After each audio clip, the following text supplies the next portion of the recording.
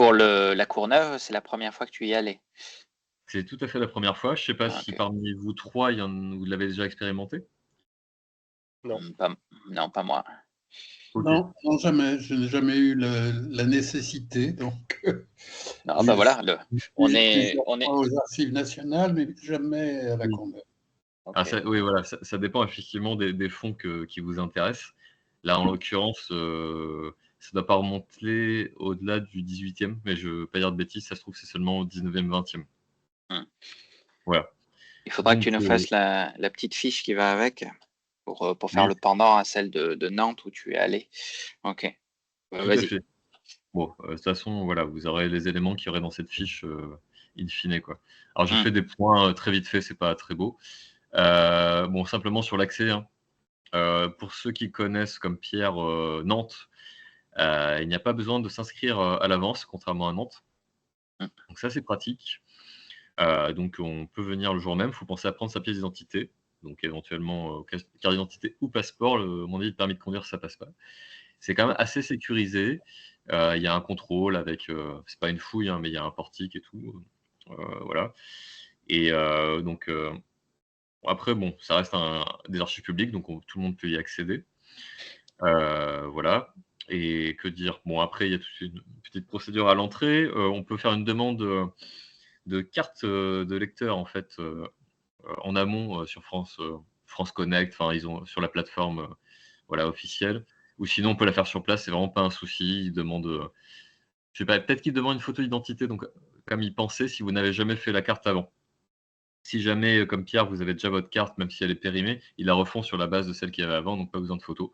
Voilà, mais c'est des petites choses à savoir quand même, ne pas venir, comme ça, sans avoir réfléchi au truc. Bon ça, je le mettrai dans la fiche effectivement. Bon après voilà, on fait la petite procédure d'inscription. Après, on passage au vestiaire, on peut évidemment, pas amener tout le matériel, dans la salle. C'est-à-dire qu'il y a pas de stylo bic, par exemple, qui est autorisé. Par contre, on peut rentrer tout à fait avec, un ordinateur, un chargeur et un téléphone, un smartphone pour prendre des photos. Mmh. Donc ça, c'est comme l'avait expliqué Arsène l'autre fois, hein, c'est, quand vous êtes là-bas, vous allez mitrailler, prendre en photo tout ce qui vous intéresse. Donc voilà. Une fois qu'on rentre, à l'intérieur, je vais vous montrer quelques photos, hein. C'est une très belle salle de consultation, assez très grande et relativement vide. Donc quand je suis allé, il y avait une grosse dizaine de chercheurs, on va dire, en même temps. Donc pas pris d'assaut, même si c'est vrai que c'était juste après les congés de Noël, donc c'était peut-être pas forcément le pic, de fréquentation. Voilà, il y a du personnel à disposition pour, nous renseigner, donc ça c'est ils sont toujours très aidants, très aimables, donc très agréables. Faut pas hésiter à les voilà, à aller leur demander, leur poser des questions et donc le principal truc à savoir, alors attendez, pardon. Il y a aussi une bibliothèque, je le mentionne quand même, une bibliothèque avec, beaucoup de livres intéressants, je pense, même si évidemment on n'y va pas pour la bibliothèque. Il y a beaucoup de revues, de diplomatie, des monographies sur tout un tas de sujets qui concernent la diplomatie aussi et qui sont pas forcément trouvables, ailleurs, donc c'est quand même intéressant à savoir.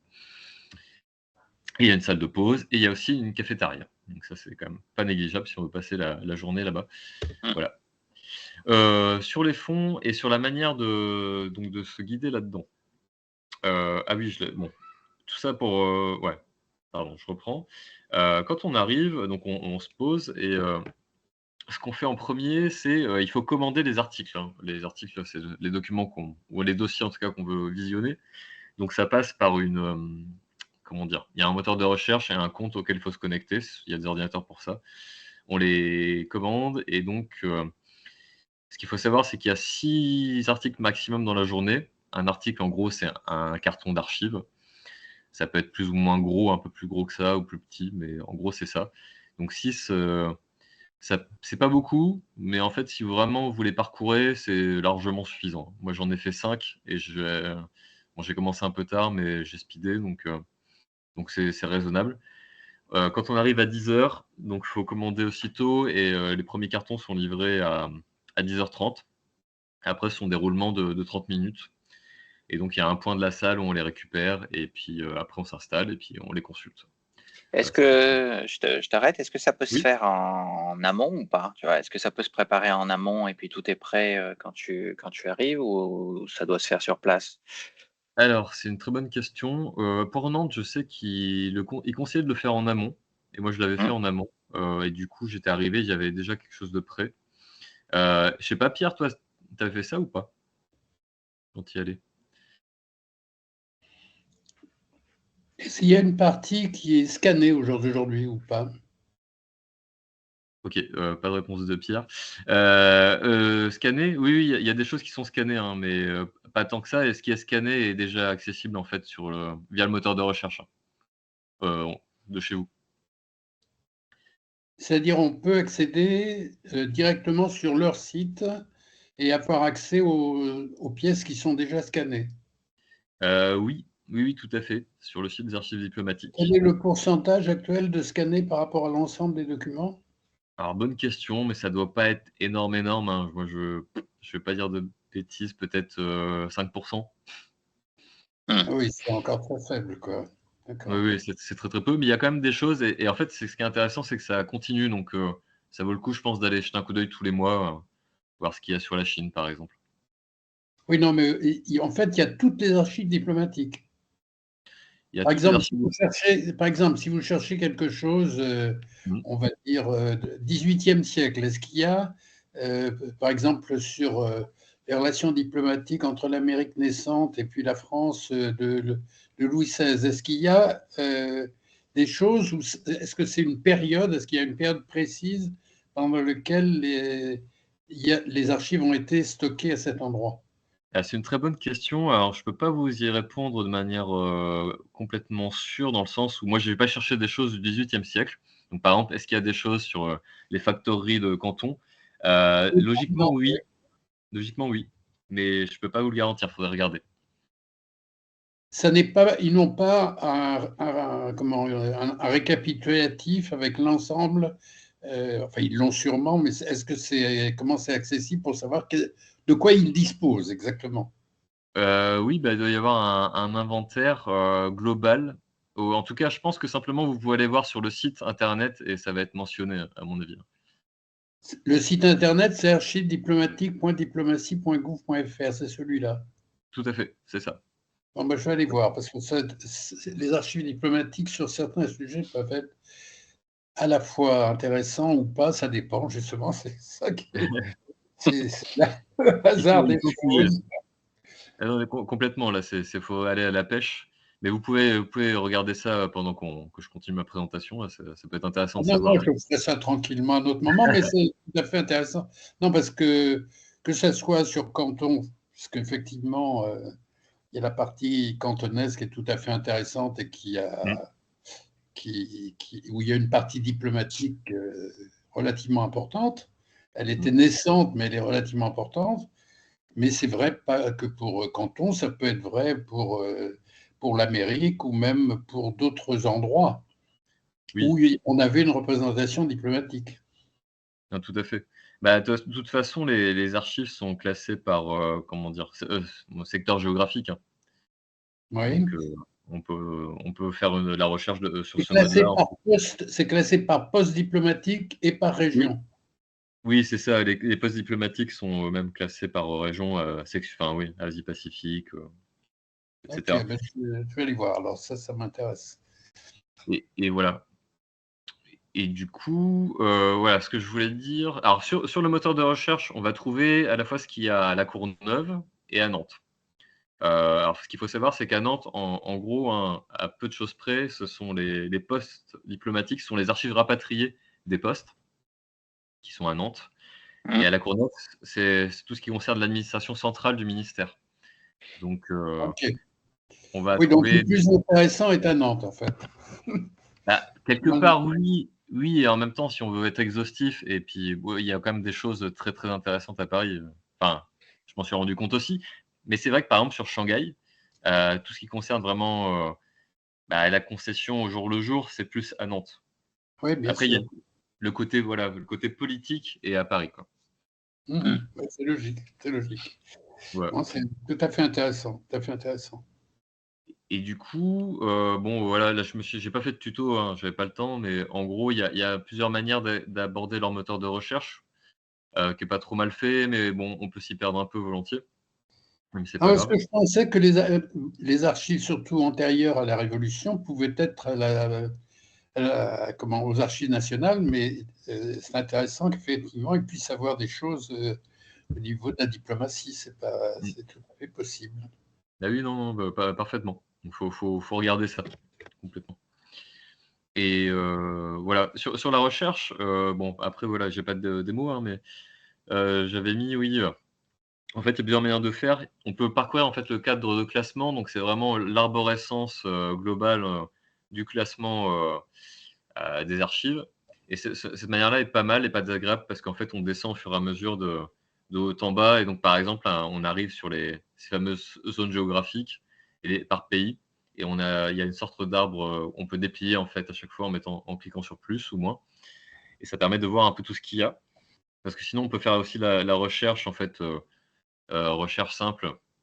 C'est un moteur de recherche, qui sort tout ce qui est indexé en tapant Chine, par exemple, mais ça va être énorme, et on va avoir une liste, qu'on peut trier. À gauche, il y a des filtres, mais il y a énormément de choses qui sortent, c'est pas toujours évident, et si on fait des recherches par mots-clés qui sont très, on va dire plus, comme un entonnoir plus serré, c'est assez vite aussi réduit.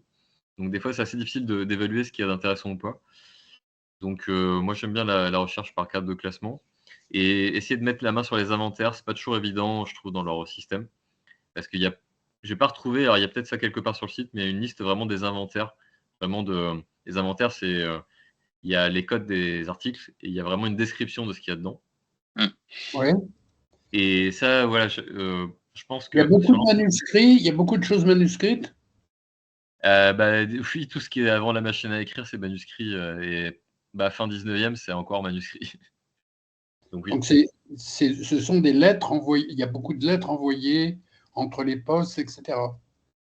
Oui, tout à fait. Il y a des choses qui proviennent des postes qui sont archivées aussi à Paris, du coup, ce qu'ils ont considéré, intéressant de garder. D'accord. Donc j'ai trouvé des choses aussi des consuls de Shanghai, là, dans ce que j'ai regardé vite fait, et inversement, il y a des choses aussi de Paris qui sont, bah, par exemple à Nantes, qui ont été reçues par les postes. Donc voilà. Est-ce qu'il y a d'autres questions à ce stade? Non. OK. Donc, bah, quelques images, hein, pour, vous faire rêver, hein. Ah bah Donc ouais, là, les frites font rêver. Vas-y. ouais, elles étaient pas si bonnes qu'elles en ont l'air, mais en tout cas, la cafétéria, quand même, c'est très pratique, Hein. et c'est assez sympa parce qu'on croise le personnel, comme tout le monde c'est assez petit, assez calme. Je pense que les personnels sont assez bichonnés au MAE, donc tout le monde est de bonne humeur et c'est plutôt sympa, Mmh. et puis, il y a une salle de pause avec des copies de Vasarely, je crois, qui est pas désagréable. On peut aussi, croiser, les archivistes, et puis c'est bien, voilà, pour faire un pause café recharger, et en haut à gauche, pardon, vous avez la salle de lecture, voilà, pour vous donner une idée de l'ambiance. C'est relativement, monacal, voilà, et donc j'ai fait un échantillonnage très rapide, hein, de ce que j'ai trouvé là-bas. Ça vous intéressera pas nécessairement, mais c'est pour vous donner une idée.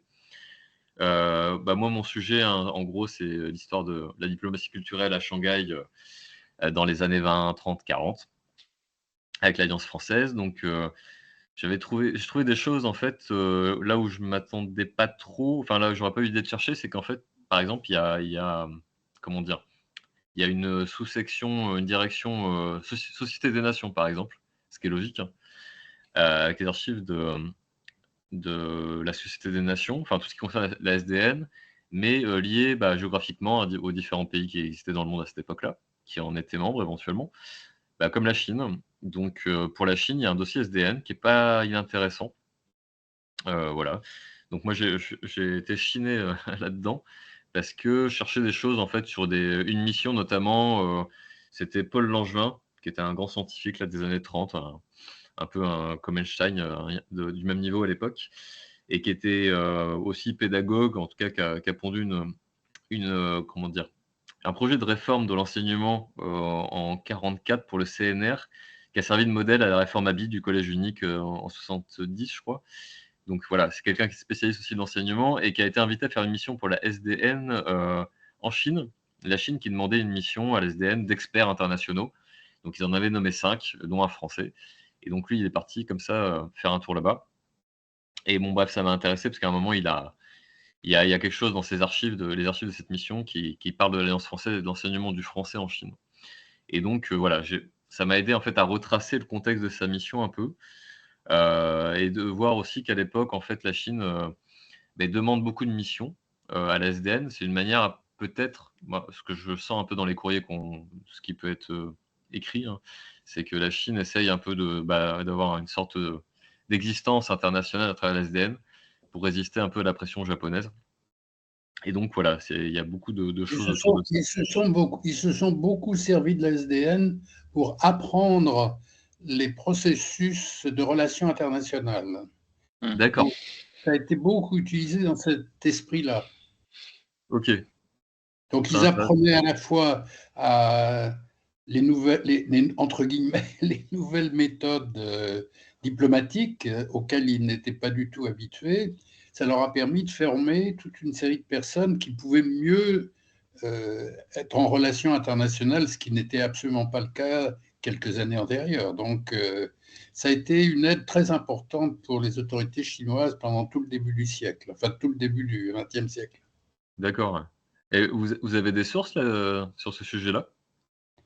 Il faut revoir les sinologues classiques. Hein, tous les gens qui ont travaillé sur la Chine du XXe siècle connaissent cette situation.